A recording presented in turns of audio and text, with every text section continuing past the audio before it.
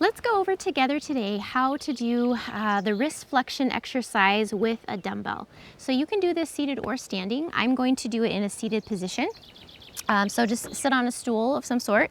Now, to get into the right position, all we really need is to get our forearm so that it's somewhere in the bounds of being parallel to the ground. So kind of like this, you know? So to do that, there's different ways. If you have a chair that has arms on it, that could work. You can also use your thigh to rest your arm on. Now, if you're taller, you can do that with your feet on the ground.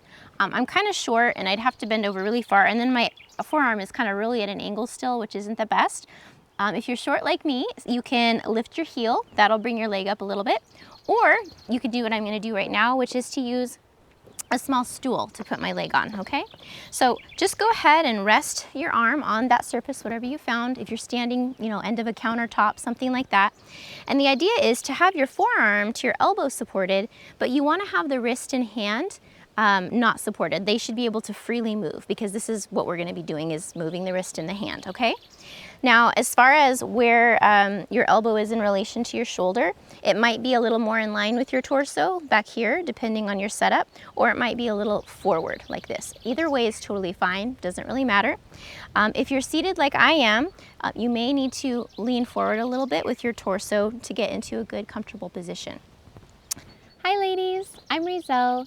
If you're a woman and you're over 40s like myself, you would like to do resistance training at home and you know it would be good for you, but you have felt overwhelmed and intimidated by it, I create full-length tutorials, common mistakes to avoid, ways to make the movement easier and harder. I have all of that over on my website, and if you like my style of teaching, come on and check it out. It's over at inspirefulwomen.com. You're going to hold the dumbbell in your hand. Remember, we're using a light weight to start, 0 to 1 pounds. These are small muscles. And our palm is facing up, soft side of our forearm facing up. And we're gonna go ahead and let our wrist dangle down as far as it goes. Now, we're not gonna press down like hard. We're just gonna let the wrist bend down as far as it goes naturally, okay?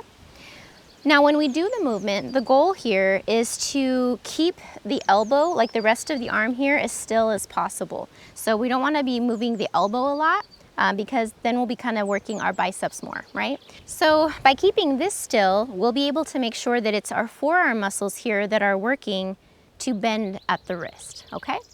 So hand is dangling down like this. The movement's very simple. All we're gonna do is curl the palm by bending at the wrist so that the palm comes closer to the forearm. You're not gonna forcefully push into it. You're just gonna go as far as you can bend, flex the wrist, and then you're going to reverse it. So we're just bending one way and then the other. And you should feel the muscles in here contracting just for about 8 to 10 reps. If you feel any irritation at all in the joint, then just stop.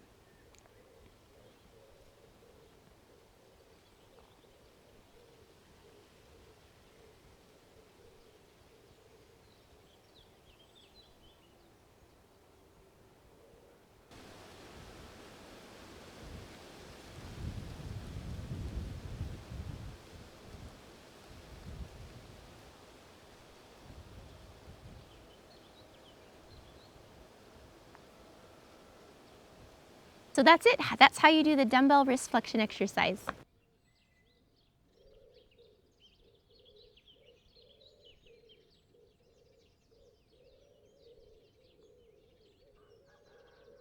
Thanks for being with me today, ladies. Once again, I'm Rizal, and if you're a woman in your over 40s like myself, you like my style of teaching, you feel like you're learning good stuff, and you'd like to do full-length workouts using these movements, that's what I make. Not only do I make full-length workouts, but I do them in beautiful outdoor settings with chill music, just a very different style of exercise than we might have done in our early to late 20s. If that sounds good to you, come on over to my website at inspirefulwomen.com.